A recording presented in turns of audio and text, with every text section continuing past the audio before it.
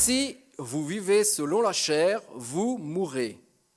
Mais si par l'Esprit vous faites mourir les actions du corps, vous vivrez. Car tous ceux qui sont conduits par l'Esprit de Dieu sont fils de Dieu. Et vous n'avez point reçu un esprit de servitude pour être encore dans la crainte, mais vous avez reçu un esprit d'adoption par lequel nous crions « Abba, Père ». L'Esprit lui-même rend témoignage à notre esprit que nous sommes enfants de Dieu. Or, si nous sommes enfants, nous sommes aussi héritiers, héritiers de Dieu et co-héritiers de Christ, si toutefois nous souffrons avec lui, afin d'être glorifiés avec lui. Amen. Je crois que tout le monde aime les promesses. Pourquoi ? Parce que les promesses nous donnent l'espoir de choses meilleures qui sont devant nous. Et bien sûr, quand les promesses viennent de Dieu, nous les aimons davantage encore. Parce que voyez-vous, si nous recevons une promesse de la part d'un homme, d'un être humain, même d'un proche, il peut se produire le phénomène suivant, c'est que la personne est dans l'incapacité d'accomplir sa promesse. Mais Dieu, lui, lorsqu'il fait une promesse, il l'accomplit toujours. Il n'y a absolument rien ni personne qui pourrait empêcher Dieu d'accomplir ses promesses. C'est pour cela que nous aimons les promesses de Dieu. La Bible est remplie de promesses de Dieu. Et ce passage que nous avons lu nous offre justement une de ces nombreuses promesses, et c'est peut-être même la promesse la plus extraordinaire que nous allons pouvoir trouver dans la parole de Dieu. Il s'agit d'une promesse glorieuse.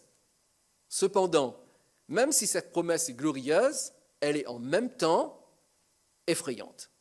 Alors vous allez me demander, mais comment cette promesse peut être en même temps glorieuse et effrayante ?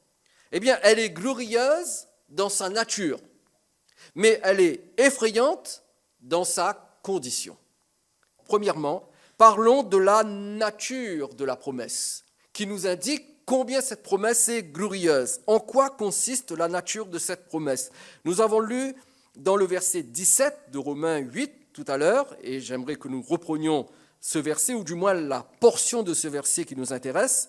L'apôtre Paul dit « Nous sommes aussi héritiers, héritiers de Dieu et co-héritiers de Christ ». Tout d'abord, mettons-nous d'accord sur le sens du mot héritier. Tout le monde sait ce que c'est qu'un héritier.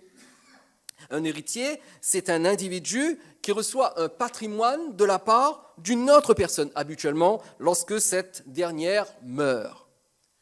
Nous pouvons bien sûr être des héritiers d'individus célèbres et riches. Si vous êtes les héritiers de Bill Gates, vous n'avez pas à vous en faire. Vous êtes tranquille pour le restant de vos jours, ainsi que vos enfants, les enfants de vos enfants et éventuellement les enfants de vos enfants des enfants. Mais hélas, vous et moi, nous ne sommes pas héritiers de Bill Gates. Parce que voyez-vous, c'est vrai que nos parents nous laissent un patrimoine, mais quelquefois, ce patrimoine peut être la richesse, mais elle peut être aussi la pauvreté. Nous préférons hériter de la richesse de nos parents plutôt que d'hériter de leur pauvreté. Mais ici, il est question de certains héritiers qui sont bien particuliers. Ce texte dit que nous sommes héritiers de qui ? De Dieu.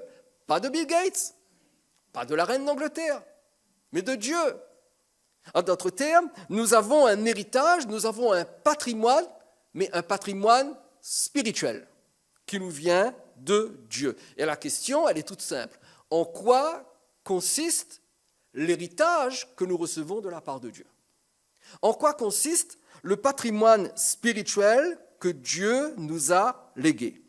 Eh bien, si nous nous en tenons à la Bible, et j'insiste, si nous nous en tenons à la Bible, notre héritage, celui que nous recevons de la part de Dieu, comporte 2 aspects. Combien d'aspects ? 2 aspects. Et c'est très important de les connaître les 2 et de bien faire la différence parce que voyez-vous, le problème, c'est lorsque justement nous mélangeons les 2 aspects de notre héritage. Le premier aspect commence sur la terre et se poursuit dans le ciel. Je répète, le premier aspect de l'héritage que nous recevons de Dieu commence sur cette terre pendant notre vie humaine terrestre, mais continue, se poursuit dans le ciel. Ça, c'est le premier aspect. Mais il y a un second aspect. Le second aspect de notre héritage, lui, ne commence que dans le ciel.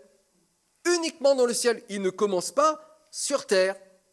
Et j'aimerais tout d'abord vous parler de ce second aspect de notre héritage, c'est-à-dire celui qui commence dans le ciel, parce que voyez-vous, nous avons parfois tendance à croire que cet héritage-là commence sur terre. Or, il ne commence que dans le ciel. Et parce que nous ne savons pas, ou plutôt nous oublions qu'il ne commence que dans le ciel, nous nous mettons à l'attendre sur terre et nous sommes déçus. Nous sommes frustrés, nous sommes confus, parce que nous nous attendons à quelque chose que Dieu nous a promis, mais que Dieu nous a promis et qui ne commencera que dans le ciel, alors que nous croyons qu'il va commencer sur terre. Quelle est la part de l'héritage qui ne commencera que dans le ciel? Vous voulez savoir? Eh bien, nous allons le lire. Apocalypse, chapitre 21, verset 4. Je vous demande de lire attentivement ce verset. Qu'est-il dit? Apocalypse 21, 4. Il essuiera toutes larmes de leurs yeux, et la mort ne sera plus. Et il n'y aura plus ni deuil, ni cri, ni douleur, car les premières choses ont disparu. Ce verset nous dit que la disparition de toute souffrance, je dis bien toute souffrance, toute douleur, toute larme, de tous les problèmes imaginables que l'on peut connaître sur terre, même de la mort elle-même, eh bien cette disparition n'aura lieu que dans le ciel. Tant que vous et moi nous vivrons sur cette terre, nous aurons à affronter les larmes, la mort, le deuil, les cris, les douleurs et les problèmes de toutes sortes. Tant que nous vivrons dans ce corps de chair sur terre, nous aurons à faire face à ces problèmes. Devenir chrétien ne signifie pas que l'on va obligatoirement guérir de nos maladies, prospérer matériellement, nous épanouir dans la vie, être heureux, réussir professionnellement, etc., etc., etc. Non, devenir chrétien ne signifie pas que ces choses vont devenir une expérience obligatoire pour nous. La Bible ne nous promet pas que si nous devenons chrétiens, nous allons expérimenter ces choses. La seule promesse de la Bible, je dis bien la seule promesse de la Bible, à ceux qui se confient en Christ, c'est le salut. C'est la seule promesse de la Bible. Si nous croyons en Christ, nous avons l'assurance du pardon de nos péchés, de la paix avec Dieu et de l'assurance de la vie éternelle. C'est la seule promesse de Dieu. Pour le reste, il n'y a absolument aucune certitude. Et même, il est possible, tout en croyant en Jésus, tout en lui faisant confiance, de passer par la souffrance. Et j'aimerais vous le prouver. Nous allons lire dans Hébreux chapitre 11. Vous connaissez Hébreux chapitre 11? On appelle ce chapitre la cathédrale de la foi. Parce que c'est dans Hébreux chapitre 11 qu'il est question de tous les héros de la foi, de tous ces hommes et de toutes ces femmes qui ont vécu des choses extraordinaires. Alors on nous donne l'exemple de beaucoup d'entre eux, Abraham, Noé, Moïse, David, etc. Et puis à la fin du chapitre 11, il nous est parlé d'une catégorie de héros de la foi qui, eux, ont vécu des choses bien particulières. Et je tiens à souligner que ces deux versets que nous allons lire parlent des héros de la foi, d'individus qui ont cru en Dieu. Hébreux chapitre 11, versets 36 et 37. Il est dit « D'autres subirent les moqueries et le fouet, les châtiments et la prison. Ils furent lapidés. Souvenons-nous d'Étienne. Qui était plus rempli du Saint-Esprit qu'Étienne? Cela ne l'a pas empêché d'être lapidé. Scié. La tradition nous rapporte que le prophète Ésaïe, à un âge avancé, a été scié en deux par le roi Manassé. Torturés. Ils moururent tués par l'épée. Ils allèrent çà et là vêtus de peaux de brebis et de peaux de chèvre. Ils n'avaient même pas de vêtements. Et la suite du verset nous dit « dénués de tout, persécutés, maltraités ». Et il n'est pas question ici d'individus qui ne croyaient pas en Dieu. C'est le contraire. Ce sont les héros de la foi. Et pourtant, regardez ce qu'ils ont vécu. Bien évidemment, Cela n'enlève rien au fait que quand nous croyons en Jésus et que nous vivons avec Dieu, nous pouvons vivre de merveilleux miracles. Je crois que les uns et les autres, nous avons vécu déjà de grands miracles, parce que Dieu est tout-puissant. Dieu fait de grands miracles. Dieu peut changer des situations catastrophiques, désespérantes. Dieu peut tout faire. Dieu peut guérir tous les malades de n'importe quelle maladie. Dieu peut redresser n'importe quelle situation, mais ce n'est pas obligatoirement le cas pour tous ceux qui croient. Parce que ce n'est que dans le ciel que nous connaîtrons la plénitude de la délivrance de toute souffrance et la plénitude de la joie. Ce n'est que dans le ciel que nous vivrons cela. Regardez ce que la Bible dit dans 1 Pierre, chapitre 1er, versets 3 et 4. 1 Pierre, chapitre 1er, versets 3 et 4. L'apôtre Pierre dit « Béni soit Dieu, le Père de notre Seigneur Jésus-Christ, qui, selon sa grande miséricorde, nous a régénérés. » Que veut dire être régénéré? Eh bien, cela veut dire être sauvé. Nous sommes nés de nouveau, nous avons été transformés. Il nous a régénérés, pourquoi? Pour une espérance vivante, par la résurrection de Jésus-Christ d'entre les morts. Et regardez bien le verset 4. Pour un héritage. Nous avons été régénérés spirituellement, nous avons été sauvés spirituellement pour un héritage. Quel type d'héritage? Qui ne peut ni se corrompre, ni se souiller, ni se flétrir. L'héritage de Bill Gates et de la reine d'Angleterre, ces héritages-là peuvent se corrompre, se souiller et se flétrir. Et d'ailleurs, c'est exactement ce qui va arriver. Mais l'héritage de Dieu, lui, ne peut pas vivre cela. Pourquoi? La fin du verset dit « Il vous est réservé dans les cieux ». Et voyez-vous, donc, il y a cette partie de notre héritage qui consiste dans la disparition totale de toute forme de souffrance, et même de la mort elle-même. Cela n'aura lieu que dans le ciel. Certains aspects, certaines portions de cet héritage, nous pouvons les vivre quelquefois sur terre. Mais il n'y a aucune certitude. C'est la raison pour laquelle nous devons bien faire la différence, et nous ne pouvons pas être assurés que cet héritage, que cet aspect de notre héritage, nous allons le recevoir sur terre. Il nous est réservé dans les cieux. Rappelez-vous, la Bible dit que nous sommes sauvés en espérance. Pourquoi? Parce que la rédemption de notre corps n'a pas été accomplie. La rédemption de notre esprit, oui, l'a été. Nous avons été rachetés à la croix, mais nous sommes toujours dans l'attente de la rédemption et de l'adoption de notre corps. Cela aura lieu uniquement lorsque nous entrerons dans le royaume céleste. Ça, c'est cet aspect de l'héritage qui ne commence que dans le ciel. Mais il y a un aspect de notre héritage qui, lui, commence dès ici-bas sur terre et qui va bien sûr se poursuivre dans le ciel.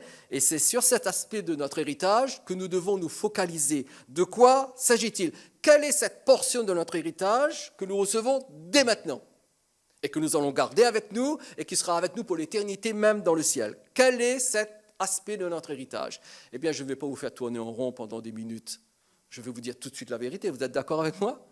Cet héritage que nous recevons immédiatement et qui sera avec nous lorsque nous serons dans le ciel, c'est Dieu lui-même.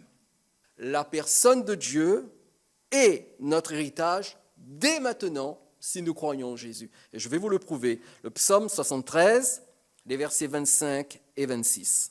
Psaume 73, versets 25 et 26, le psalmiste dit « Quel autre ai-je au ciel que toi ?» Bien évidemment, lorsque nous rentrerons dans le royaume céleste, Dieu sera notre richesse éternelle. Vous êtes bien d'accord? Mais il poursuit. Et sur la terre, je ne prends plaisir qu'en toi. Ma chair et mon cœur peuvent se consumer. Et c'est exactement ce qui va se produire, parce qu'un jour, vous et moi, nous allons quitter cette terre, nous allons mourir. Eh bien, Dieu sera toujours le rocher de mon cœur et mon partage. Peu importe les circonstances, Dieu sera toujours mon partage. Le mot hébreu traduit ici par partage signifie portion, bien. Dieu est ma portion. Dieu est mon bien. Lorsque des parents meurent, eh bien, l'héritage est partagé en portions entre les différents héritiers. Vrai, pas vrai? Eh bien, Dieu est notre portion d'héritage. La totalité de Dieu est notre héritage dès maintenant sur terre. Et cela parle bien sûr de notre patrimoine spirituel. Le prophète Jérémie dit dans Lamentation, chapitre 3, verset 24, « L'Éternel est mon partage, dit mon âme. Que vous dit votre âme? Est-ce que votre âme vous dit que votre Dieu est votre partage, votre patrimoine? Ou bien est-ce que votre âme vous dit accumule, achète, obtiens, accumule les meubles, accumule les chaussures, accumule les bibelots, accumule. C'est ça que vous dit votre âme? Si votre âme vous dit ça, elle est malade. Hein? Parce qu'une âme en bonne santé qui est en communion avec Dieu va vous dire ce qui est écrit ici. L'Éternel est mon partage. L'Éternel est mon héritage. L'Éternel est mon patrimoine. C'est pourquoi je veux espérer en lui. Et nous avons la capacité d'espérer en Dieu lorsque Dieu lui-même, la personne de Dieu, est notre héritage. Il est notre portion, il est notre partage, et c'est ainsi que nous pouvons espérer en lui. Mais notre verset ne dit pas uniquement que nous sommes les héritiers de Dieu, ce qui est déjà extraordinaire. Le verset continue en disant « Nous sommes les co-héritiers de Christ ». Qu'est-ce que ça veut dire? Cela signifie que nous partageons l'héritage que Jésus a reçu du Père. Jésus a reçu un héritage, il ne le garde pas pour lui tout seul, mais il le partage avec vous et avec moi si nous sommes ses frères et ses sœurs dans la foi. Alors la question est la suivante, qu'est-ce que Jésus a reçu comme héritage de la part du Père? Hébreux chapitre 1, verset 2 nous dit que Jésus a été établi héritier de toutes choses. Jésus a été établi héritier de quoi? Toutes choses. C'est-à-dire que Jésus possède tout. Jésus possède tout et Jésus a des droits sur absolument tout. Absolument tout. Et parce que nous sommes co-héritiers de Christ, nous partagerons le même héritage uniquement quand nous serons dans le ciel, parce que nous allons lire un verset, et dans ce verset, le Verbe est au futur, et parce que le Verbe est au futur, cela indique que cet héritage, ce co-héritage, nous n'allons l'expérimenter que dans le ciel. Regardez ce qui est écrit dans Colossiens chapitre 3, versets 23 et 24. Colossiens chapitre 3, versets 23 et 24. L'apôtre Paul dit « Tout ce que vous faites, faites-le de bon cœur, comme pour le Seigneur et non pour les hommes. » Là, il s'adresse aux chrétiens en leur rappelant que dans leur vie de tous les jours, dans leur vie quotidienne, dans leur rapport avec leurs conjoints, leurs employeurs, leurs collègues de travail, leurs voisins, bref, dans leur rapport avec leur entourage, eh bien, tout ce qu'ils font, ils doivent le faire comme s'ils le faisaient pour le Seigneur. Ce qui veut dire qu'être chrétien, ce n'est pas seulement être chrétien quand je suis à l'église, mais être chrétien, c'est une vie de tous les jours. D'ailleurs, on sait que quelqu'un est chrétien, pas quand il est à l'église, c'est surtout lorsqu'il sort de l'église qu'on sait s'il est chrétien. Et l'apôtre Paul dit, faites-le pour le Seigneur. Pourquoi? Parce que la Bible dit qu'après notre mort, en tant que chrétiens, un jour, nous comparaîtrons devant le tribunal de Christ. Et il faut bien faire la différence entre le tribunal de Christ et le tribunal du grand trône blanc. Le tribunal du grand trône blanc, c'est le tribunal qui prononce le verdict de Dieu sur tous ceux qui sont perdus. Alors que le tribunal de Christ, lui, ne s'adresse qu'aux chrétiens, qu'aux disciples de Jésus. Et ce tribunal ne sera pas dressé pour que nous sachions si oui ou non nous sommes perdus ou sauvés, parce que nous mourrons perdus ou nous mourrons sauvés. Mais ce tribunal existe pour nous donner les récompenses en fonction de notre façon de vivre sur cette terre pendant que nous étions chrétiens. Donc un jour, nous allons comparaître devant le tribunal de Christ, et le Christ va nous juger non pas pour nous condamner, parce qu'il n'y a plus de condamnation pour ceux qui sont en Jésus-Christ, mais il va nous juger pour déterminer le degré d'héritage qu'il va nous donner, que la Bible appelle les récompenses. C'est pour cela que le verset 24 dit « Sachant que vous recevrez du Seigneur l'héritage pour récompense. » Servez Christ le Seigneur. Soyez fidèles en tant que chrétiens, servez Christ le Seigneur. Soyez fidèles, faites ce que vous devez faire, faites-le pour le Seigneur, parce que par votre façon de vivre, par votre façon de vous comporter, vous allez déterminer la portion d'héritage que vous allez recevoir avec Christ lorsque vous serez au ciel. C'est pour ça, servez Christ. Parce que vous êtes co-héritier de Christ. Donc, servez-le. Mais il y a une question à laquelle nous devons répondre. Nous venons de parler de la promesse de l'héritage. la promesse du patrimoine spirituel. La question à laquelle nous devons répondre est la suivante. À qui s'adresse cette glorieuse promesse d'héritage ou de patrimoine spirituel? S'adresse-t-elle à tout le monde ou seulement à une catégorie de personnes? Eh bien, nous allons laisser notre texte nous donner la réponse. Regardez le verset 17, encore une fois. Si nous sommes enfants, nous sommes héritiers. Si nous sommes enfants, nous sommes héritiers. L'héritage n'est réservé qu'aux enfants. Mais enfants de qui? Eh bien, le verset qui précède le précise. Verset 16. L'Esprit lui-même rend témoignage à notre esprit que nous sommes quoi? Enfants de Dieu. Si nous sommes enfants de Dieu, nous sommes héritiers de Dieu. Si nous ne sommes pas enfants de Dieu, nous ne sommes pas héritiers de Dieu. Pour être les héritiers de Bill Gates, vous devez être les enfants de Bill Gates. Pour être les héritiers de la reine d'Angleterre, vous devez être les enfants de la reine d'Angleterre. À mon avis, c'est un peu tard. Par contre, il n'est pas tard pour devenir les héritiers de Dieu. Vous pouvez le devenir ce soir, simplement en disant oui à Jésus dans votre cœur. La grande vérité de l'Évangile, c'est que nous ne naissons pas enfants de Dieu. Nous devons devenir enfants de Dieu. Vous comprenez cela? Nous ne naissons pas enfants de Dieu, nous devons devenir enfants de Dieu. Mais comment devenons-nous enfants de Dieu? En recevant Jésus-Christ comme Sauveur et Seigneur. Jean chapitre 1, verset 12. Mais à tous ceux qui l'ont reçu, qui ont reçu qui? Jésus. À tous ceux qui l'ont reçu, à ceux qui croient en son nom, elle a donné, elle c'est la parole faite chair, le Christ, le Fils de Dieu, elle a donné le pouvoir de devenir enfant de Dieu. C'est un pouvoir. Littéralement, c'est une autorité, c'est un droit légal. Elle donne le droit légal de devenir enfant de Dieu. Dès que je dis oui à Jésus, spirituellement parlant, j'ai le droit légal de devenir enfant de Dieu et en réalité, je deviens un enfant de Dieu. Et si je suis un enfant de Dieu, je suis un héritier de Dieu et un co-héritier de Christ. Oui, mais comment savons-nous que nous sommes vraiment devenus des enfants de Dieu? Comment le savons-nous? Nous ne sommes pas enfants de Dieu parce que nous le voulons. Nous ne sommes pas enfants de Dieu parce que nous le sentons. Nous ne sommes pas enfants de Dieu parce que nous allons à l'église. Nous ne sommes pas enfants de Dieu parce que nous croyons en Dieu. La Bible dit que les démons aussi croient en Dieu. Et pour autant, ils ne sont pas enfants de Dieu. Nous sommes bien d'accord. Donc il faut beaucoup plus que cela.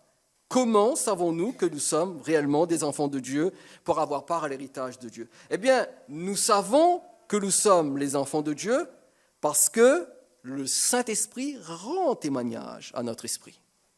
C'est ce que nous avons lu tout à l'heure dans le verset 16. L'Esprit lui-même rend témoignage à notre esprit que nous sommes enfants de Dieu. Donc nous savons que nous sommes enfants de Dieu parce que le Saint-Esprit rend témoignage à notre esprit que nous le sommes. Oui, mais. Vous avez remarqué qu'il y a beaucoup de oui, mais ce soir? Oui, mais. Comment l'Esprit rend-il témoignage à notre esprit que nous sommes enfants de Dieu? Comment est-ce qu'il le fait? Est-ce par nos émotions? Ce n'est pas possible. Parce que vous savez que les émotions sont comme les montagnes russes. Il y a des moments où nous nous sentons au top, il y a des moments où nous nous sentons au fin fond de la vallée. Donc ça ne peut pas être par les émotions. Est-ce que c'est par les charismes? Ça ne peut pas non plus être par les charismes, parce que Jésus dit qu'à la fin des temps, certaines personnes qui auront prophétisé et chassé les démons seront envoyées vers la damnation éternelle. Vous lirez ça dans Matthieu chapitre 7. Donc ça ne peut être ni par les émotions, ni par les charisme. Mais alors, comment le Saint-Esprit rend-il témoignage à notre esprit que nous sommes enfants de Dieu? Eh bien, notre texte nous dit comment. Et il s'agit d'un témoignage qui est objectif. Un témoignage qui est concret, que nous pouvons connaître sans nous tromper. Je veux dire, il n'y a aucune possibilité pour nous de faire fausse route. Nous savons par ce témoignage si oui ou non nous sommes enfants de Dieu. Alors ma question pour vous est la suivante. Voulez-vous connaître de quel témoignage il s'agit? En fait, il y a 2 témoignages. Combien de témoignages? 2 témoignages. 2 témoignages objectifs, concrets, que nous recevons de la part du Saint-Esprit. Parlons tout d'abord du premier témoignage. Relisez avec moi Romains chapitre 8, toujours, versets 13 et 14. Verset 13. « Si vous vivez selon la chair, vous mourrez. Mais si par l'Esprit vous faites mourir les actions du corps, vous vivrez. Car tous ceux qui sont conduits par l'Esprit de Dieu sont fils de Dieu. Le premier témoignage est le suivant, et notez-le. Le premier témoignage qui nous prouve sans l'ombre d'un doute que nous sommes de vrais enfants de Dieu, est le suivant. C'est qu'un vrai chrétien prouve qu'il est vivant spirituellement en faisant la guerre aux péchés qui veulent se manifester dans sa vie et particulièrement dans son corps. Voilà la première preuve. Vous savez que vous êtes vraiment régénéré spirituellement lorsque vous faites la guerre au péché. C'est-à-dire avant de rencontrer Christ, avant de naître de nouveau. Le péché, ma foi, passait comme une lettre à la poste dans votre vie. Le péché n'avait pas d'importance. Vous n'y étiez pas sensible. Mais à la minute où vous avez donné votre vie à Jésus et que votre esprit a été régénéré, que vous êtes passé des ténèbres à la lumière, quelque chose s'est produit en vous. Votre conscience s'est réveillée. Et là, votre conscience est devenue sensible au péché. Et il y a certaines choses qui vous paraissaient sans importance, qui, à partir du moment où vous êtes à Jésus, ces choses-là vous gênent. Pourquoi ? Parce que ce sont des péchés et le Saint-Esprit vous conduit à faire la guerre au péché. Un vrai chrétien est sensible au péché. Un vrai chrétien ne veut pas se laisser dominer par les péchés qui veulent le rendre esclave. Un vrai chrétien a déclaré la guerre au péché et un vrai chrétien fait la guerre au péché en mettant ses péchés à mort. Et la Bible nous dit, par l'Esprit. Le verset nous dit, si par l'Esprit vous faites mourir les actions du corps. Ça veut dire quoi ? Ça veut dire que si par la puissance du Saint-Esprit qui est en vous, qui vous a régénéré, vous faites mourir le péché en vous, vous maîtrisez le péché en vous, vous ne le laissez pas vous maîtriser, vous ne le laissez pas vous dominer. Non, vous le maîtrisez, vous le dominez. Ça ne veut pas dire que vous devenez parfait. Non, nous ne devenons pas parfaits. Nous trébuchons, nous péchons. La Bible dit, si quelqu'un dit qu'il n'a pas péché, il fait Dieu menteur et il se séduit lui-même. Non, nous allons toujours avoir des problèmes avec le péché. Mais il y a une décision et une position de la part du chrétien, il refuse le péché. Il hait le péché. Il fait la guerre au péché. Il exerce une tolérance zéro envers le péché. Par contre, si tu tolères le péché, si tu laisses le péché, si tu nourris le péché, en d'autres termes, si au lieu de boire un verre d'apéritif, tu en prends 4, que fais-tu ? Tu tolères le péché. Tu ne fais pas la guerre au péché. Celui qui fait la guerre au péché, c'est celui qui se discipline et qui met un stop au péché. Ce n'est pas quelqu'un qui dit « Ouais, mais j'ai pas pu ». Non, tu peux. Il faut juste vouloir. Et tu fais la guerre au péché. Je donne l'exemple de l'apéritif. Pourquoi ? Parce que je m'adresse à des Français. Mais il y a tellement d'autres choses. Si tu n'es pas capable d'éteindre ton poste de télé et de zapper sur Internet lorsqu'il y a une image impure devant toi, tu laisses le péché entrer. Il faut faire la guerre au péché. Pourquoi ? Verset 14. Car tous ceux qui sont conduits par l'Esprit de Dieu sont fils de Dieu. Alors là, je vais vous donner une explication capitale concernant ce verset. Parce que ce verset est toujours très mal utilisé, surtout dans le milieu charismatique. Parce qu'habituellement, lorsqu'on lit ce verset, eh bien, on dit que le Saint-Esprit me conduit, je suis un enfant de Dieu, et il va me conduire, il va me dire quel est mon ministère, quel est mon don, où habiter, avec qui me marier, quel métier exercer. Et le Saint-Esprit me conduit, je suis un fils de Dieu. Ceux qui sont conduits par l'Esprit de Dieu sont fils de Dieu. Et il y a des gens qui exagèrent ça. Et je vais vous dire quelque chose. Est-ce que le Saint-Esprit peut nous conduire ? Bien sûr. Est-ce que le Saint-Esprit dirige nos vies ? Bien sûr. Mais écoutez bien, ce verset ne parle pas de cette direction du Saint-Esprit.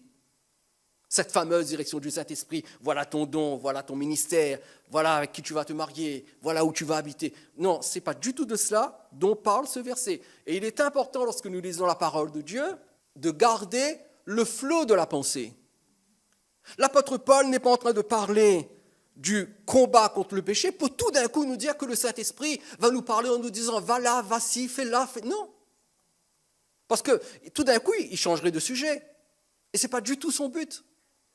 Et vous ne pouvez pas séparer le verset 14 du verset 13. Et le verset 14 est l'explication du verset 13. On a toujours donc utilisé ce verset pour parler de la direction du Saint-Esprit dans tous les domaines de la vie, mais ce n'est pas du tout ce que dit ce texte. Ici, le Saint-Esprit ne nous conduit que vers une seule chose, faire mourir le péché. Parce que le verset dit, si par l'Esprit vous faites mourir les actions du corps, vous vivrez, car tous ceux qui sont conduits par l'Esprit de Dieu sont fils de Dieu. Et dans ce verset, la direction du Saint-Esprit, ce n'est pas où tu vas habiter, avec qui tu vas te marier, quel est ton ministère. Non, la direction du Saint-Esprit, c'est si tu es un vrai fils de Dieu, le Saint-Esprit va te conduire à combattre le péché. Et parce qu'il te conduit à combattre le péché, tu es vivant spirituellement. Par contre, si le Saint-Esprit ne te conduit pas à combattre le péché, ça veut dire qu'il n'est pas en toi. S'il n'est pas en toi, ça veut dire que tu n'es pas vivant spirituellement. Ça veut dire que tu vis selon la chair, donc tu es mort. Est-ce que vous voyez la logique de l'apôtre Paul dans ce verset? Nous faisons mourir les actions du corps, c'est-à-dire nous combattons contre le péché parce que le Saint-Esprit nous conduit à le faire. Le Saint-Esprit rend témoignage à notre esprit que nous sommes enfants de Dieu en nous conduisant à lutter contre le péché dans notre vie. Et ce combat est continuel. Et ce combat continuel contre le péché, suscité par le Saint-Esprit en nous, nous prouve que nous sommes de vrais enfants de Dieu. La tolérance du péché chez un chrétien prouve que c'est un pseudo-chrétien, que ce n'est pas un vrai chrétien. Un vrai chrétien, c'est quelqu'un qui dit non au péché. Et on ne peut pas aller au-delà de cela. On ne peut pas dire oui, mais bon, tu comprends, il n'a pas compris, il est nouveau. Non. Si tu reçois la nature de Dieu, au moment où tu reçois la nature de Dieu, il y a la vie de Dieu en toi qui te dit non au péché. Non au péché. Pas besoin de faire 10 ans d'études bibliques pour combattre le péché. Hein? Non. À la minute où la vie de Dieu vient en toi, tu luttes contre le péché, tu refuses le péché. C'est la première preuve que nous sommes des enfants de Dieu. Bien sûr, nous avons besoin de nous fortifier, nous avons besoin de remporter de nouvelles victoires sur différents péchés, mais fondamentalement parlant, lorsque je deviens chrétien, le péché devient mon ennemi, je le vois, je le discerne, je sais ce que c'est que le péché. Avant de venir à Christ, je ne sais pas ce que c'est que le péché, parce que je vis dedans. C'est mon atmosphère. Mais quand je deviens chrétien, la lumière vient en moi, et parce que la lumière vient en moi, je fais la différence entre la lumière et les ténèbres. Et quand les ténèbres s'approchent de moi, je dis non. Quand vous avez cette pulsion en vous qui vous dit de refuser de faire telle ou telle chose parce que c'est mal, cette pulsion, ce désir, même minime, vient du Saint-Esprit. Cela vient du Saint-Esprit. Lorsque vous dites non au péché et qu'au moment où vous dites non au péché, vous entendez une petite voix qui vous dit « c'est pas grave, t'inquiète pas, Dieu pardonne », ça, c'est la voix de Satan qui vient s'opposer à la voix du Saint-Esprit qui vous conduit à combattre contre le péché. Et vous décidez, vous, quelle voix vous allez obéir. C'est pour cela que le livre de la Genèse dit « le péché se couche à ta porte, mais toi, domine sur lui ». Et le Saint-Esprit en nous nous donne la puissance de dominer sur le péché. Donc, premier témoignage du Saint-Esprit, il nous conduit à lutter contre le péché. C'est une lutte continuelle, c'est une lutte qui fait souffrir, c'est une lutte difficile. Mais c'est une vraie lutte et c'est la preuve que nous avons la vie en nous. Deuxième témoignage. Un vrai enfant de Dieu, non seulement lutte contre le péché, mais un vrai enfant de Dieu a dans son cœur un cri continuel qui monte vers son Père céleste. Romains chapitre 8, verset 15. Et vous n'avez point reçu un esprit de servitude pour être encore dans la crainte. Avant de connaître Christ, nous craignons Dieu. C'est pour cela que nous fuyons loin de Dieu, parce que nous le craignons. Mais quand nous venons à Christ, nous recevons un esprit d'adoption par lequel nous crions « Abba, Père ». C'est un cri en nous. Ce n'est pas un cri qui se fait entendre sous forme de décibels, ce n'est pas un cri qui sort de notre bouche obligatoirement, c'est un cri qui est dans notre cœur. Et quand je suis chrétien, quand je viens à Jésus et que je deviens un vrai chrétien, un enfant de Dieu et que je reçois dans mon esprit l'esprit d'adoption, qu'est-ce que je découvre? Je découvre que Dieu est un Père aimant et tendre, que Dieu m'aime, que je suis son enfant, qu'il n'y a plus de distance entre lui et moi, que je suis vraiment le vrai enfant du vrai Dieu. Il est mon Père Nous sommes devenus intimes. Et cette relation entre Dieu et nous fait que le Saint-Esprit produit en nous ce cri « Abba, Père ». Ce qui veut dire que quand vous passez par des moments de difficulté, ou même quand tout va bien, il y a en vous, dans votre esprit, ce cri continuel « Père ». Je ne sais pas si vous l'avez remarqué, mais constamment en nous, il y a cette aspiration vers Dieu. Vous avez remarqué ça? C'est le Saint-Esprit qui produit ça. Il y a cette aspiration, si bien que quand nous n'avons pas prié, quand nous n'avons pas eu notre temps de dévotion, d'intimité avec Dieu, nous sommes inquiets. Vous savez pourquoi nous sommes inquiets? Pas parce qu'il y a une loi sur nous qui nous dit « il faut que tu pries », non, c'est parce que le Père nous réclame dans sa présence. Alors nous avons besoin et nous avons envie, mais nous refusons ce besoin, nous étouffons cette envie parce que nous sommes pris par nos activités. Alors il y a une inquiétude, une angoisse, une tristesse qui vient en nous. Pourquoi? Parce que en nous, notre esprit, par le Saint-Esprit, crie « Abba, Père ». Et c'est pour cela que nous avons envie de lire la Bible.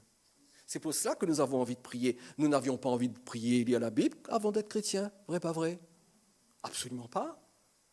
Ce désir est venu depuis que nous appartenons à Christ. Pourquoi? Parce que le Saint-Esprit en nous fait monter ce cri « Père ». Et donc voilà ces deux témoignages. Et j'aimerais résumer tout ce que nous avons dit jusqu'ici. Premièrement, si nous avons reçu Jésus comme Seigneur, si nous nous sommes confiés en lui, si nous avons cru dans sa mort et dans sa résurrection, nous sommes devenus des enfants de Dieu. Et j'espère que c'est votre cas. J'espère que vous avez cru en Christ pour devenir enfant de Dieu et vous pouvez le devenir ce soir pendant que je vous parle.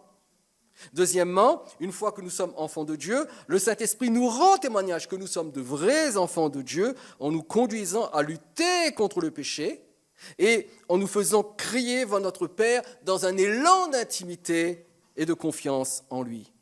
Et enfin, troisièmement, parce que nous sommes enfants de Dieu et que le Saint-Esprit rend témoignage que nous sommes enfants de Dieu, nous sommes dans une position d'héritier, héritier de Dieu, co-héritier de Christ, ici-bas, mais aussi dans le ciel. Et cette promesse est tout simplement glorieuse. Mais elle est glorieuse, mais en même temps, elle est effrayante. Et c'est ce qui nous amène à notre second point. Nous avons parlé de la nature de la promesse, parlons maintenant de la condition de la promesse. La condition de la promesse, nous lisons cela dans Romains chapitre 8, verset 17. Or, si nous sommes enfants, nous sommes aussi héritiers, héritiers de Dieu et co-héritiers de Christ. Nous en avons déjà parlé, c'est clair dans notre tête, dans notre esprit, nous sommes des héritiers de Dieu si nous sommes de vrais enfants de Dieu. Mais, qu'est-il écrit ensuite? Si, toutefois, vous êtes d'accord avec moi pour dire que si, en français, est la marque de la condition. Si, toutefois, nous souffrons avec lui, afin d'être glorifiés avec lui. Et la deuxième partie de ce verset nous précise la condition. Quelle est la condition qu'il faut remplir pour que cet héritage devienne réel, ici-bas et dans le ciel? Si toutefois nous souffrons avec lui, afin d'être glorifiés avec lui. Question, qu'est-ce que cela veut dire? Est-ce que ça veut dire que nous devons devenir tout d'un coup des masochistes et nous faire souffrir volontairement? Bien sûr que non. Tout d'abord, de quelle souffrance s'agit-il? Habituellement, lorsqu'on lit ce verset, en tout cas, c'était mon cas, moi. Vous savez, moi, je ne suis pas très intelligent. Donc, quand je me suis converti et pendant de nombreuses années, chaque fois que je lisais ce verset, eh bien, j'avais tendance à penser que les souffrances dont il est question ici, ce sont les souffrances de la persécution. En d'autres termes, je suis un héritier de Dieu si je suis persécuté pour Christ. Alors, quelquefois, je cherchais la persécution. Je dis, mais elle est où? Parce que je vis dans un pays tranquille, moi. Je veux dire, je suis libre d'être chrétien, pas vous? Eh bien, il ne s'agit pas particulièrement de la persécution. Ça peut être la persécution, mais c'est plus que la persécution. Eh bien, il s'agit de toutes les souffrances que nous pouvons connaître sur cette terre et que nous avons déjà mentionnées. Toutes ces souffrances qui nous font pleurer, qui nous font crier, qui nous font monter vers Dieu, des cris de douleur, la maladie, toutes sortes de problèmes qui peuvent nous atteindre au niveau de notre corps, de notre couple, de notre maison, de nos enfants, de nos biens.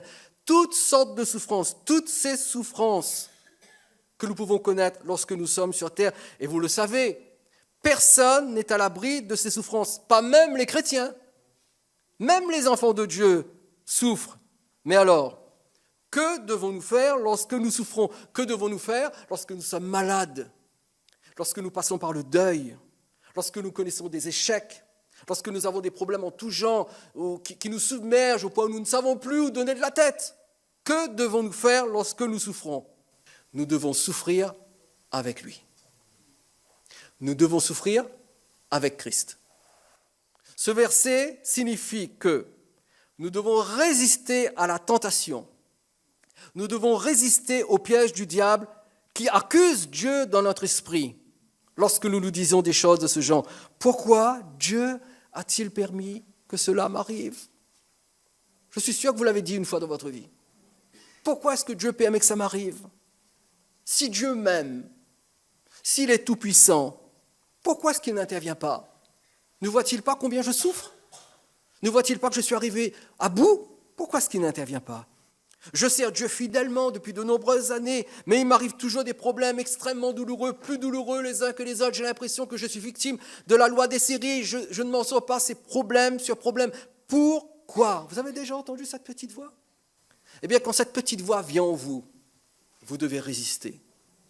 Vous devez dire non, parce que c'est la façon pour le diable de mettre en vous le doute et surtout de faire de telle sorte que dans votre souffrance, vous lâchiez la main de Jésus.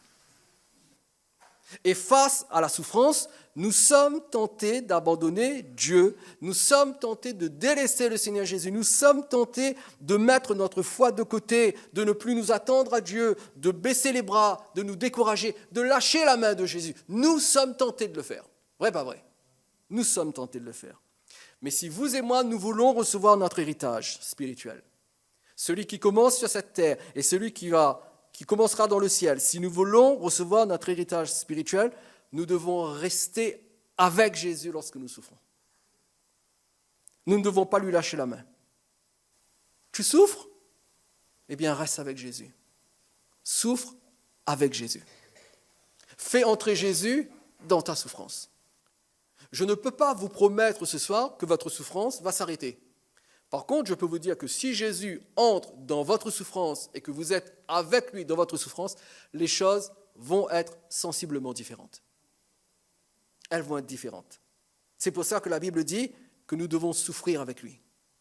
Et si nous souffrons avec lui, c'est-à-dire si nous ne lui lâchons pas la main, s'il reste avec nous dans notre souffrance, alors cet héritage, nous le vivons.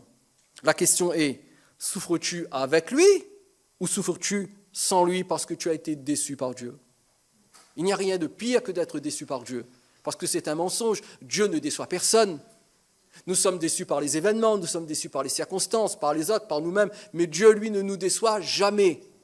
Donc, que devons-nous faire? Nous devons souffrir avec Jésus. Si nous souffrons sans Jésus, nous coulerons. Notre vie sera un Titanic. Nous coulerons. Nous nous perdrons dans la souffrance qui, elle, est inévitable tant que nous sommes sur cette terre. Par contre, si nous souffrons avec lui, il nous donnera la force de sortir vainqueur de l'épreuve. Et je vais vous le prouver en lisant avec vous ce dernier verset. 1 Corinthiens chapitre 10, verset 13. 1 Corinthiens 10, 13. Aucune tentation ne vous est survenue qui n'ait été humaine. Quelquefois, nous avons l'impression que la souffrance qui tombe sur nous est une souffrance extraterrestre, surhumaine, trop forte, je ne peux pas porter. Non, non, non. Elle est douloureuse, elle fait mal, elle fait pleurer. Mais la Bible dit, aucune tentation qui nous vous est survenue n'a été humaine. En d'autres termes, elle vous est arrivée parce qu'elle est réservée à l'humanité. Et Dieu qui est fidèle ne permettra pas que vous soyez tentés au-delà de vos forces. Mais avec la tentation, il préparera aussi le moyen d'en sortir afin que vous puissiez la supporter. Ici, le mot tentation signifie adversité, épreuve. La meilleure traduction serait « aucune épreuve ne vous est survenue qui n'ait été humaine ». Mais avec l'épreuve, il préparera aussi le moyen d'en sortir. Adversité, épreuve. Quand nous souffrons avec Jésus, ce verset dit qu'il nous préservera de souffrir au-delà de ce que nous pouvons supporter.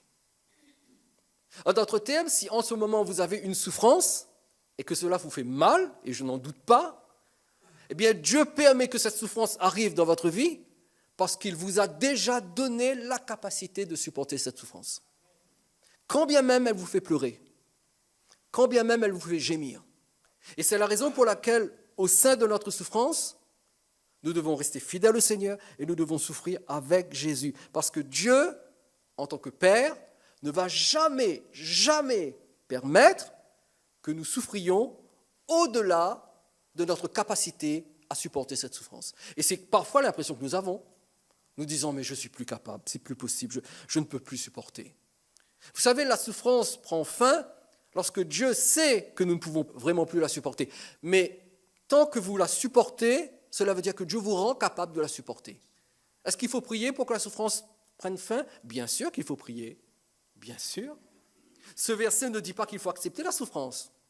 Oui, nous devons prier. Mais ce verset dit que nous devons faire confiance à Dieu, parce que si la souffrance intervient dans notre vie, quelle que soit la forme de cette souffrance, c'est Dieu qui, de manière ultime, a donné son autorisation, parce qu'il est le maître souverain et aucun détail ne lui échappe. Donc il ne va pas permettre que nous soyons éprouvés au-delà de nos forces. Nous allons pouvoir supporter la souffrance à condition que nous souffrons avec Jésus. Si je souffre avec lui, si lui, il est avec moi, alors il me donnera la force et puis surtout, il a déjà préparé pour moi le moyen de m'en sortir.